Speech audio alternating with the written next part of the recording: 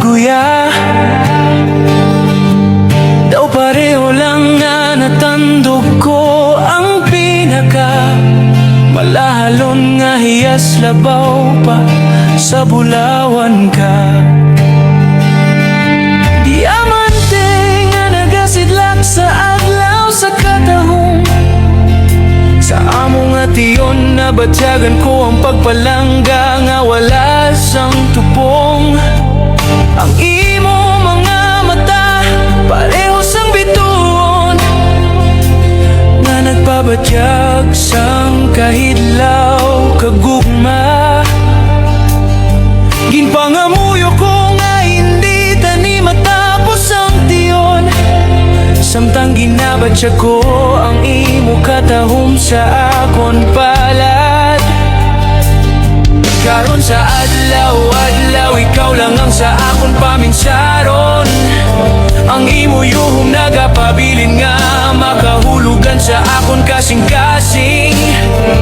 Kung liwat nga mag-abot ang tiyon nga magkita ay kita, tuguti nga mabatian mo ang ginasinggit sa nga akon tagipusoon. Kung magkita ay kita liwat, ang akon lang handom magupan kaliwat. Kagang imo pisngi mahatagan singalok sang paglaom kag respeto, para ipabatyag sa imo kung gaano ko ikaw kapalangga, kung gaano ka kaimportante sa akon kabuhi. Ang imo kamot ara pa sa akon mga kamot, ang imo tingog daw ang bahanon sang hangin nga permi ko sa gihapon. Mabatian ginapangamuyo ko nga magaupod na kita, adlaw-adlaw para mabulong na ang akon kahidlaw sa imo. Kung magkita taliwat kag pareho ang aton ginabatyag, hindi na ako pagpabudlay. Kay kung itugot mo kag sang langit sa idalom sang mga bituon, ako ni hambal palangga ko ikaw gid.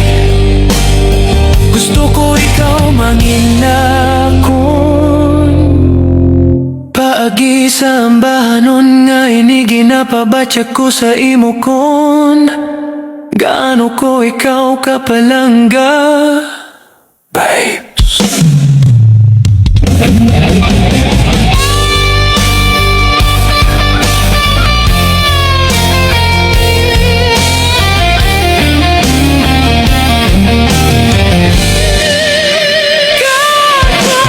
Kita taliwat kag pareho ang aton ginabatyag, hindi na ako pagpabudlay. Kay kung itugot mo kag sang langit sa idalom sang mga bituon, ako ni hambal palangga ko ikaw gid. Gusto ko ikaw manginakon bahagi sa ambahanon nga ini, kinapabatyag ko sa imo kung gaano ko ikaw kapalangga, babes.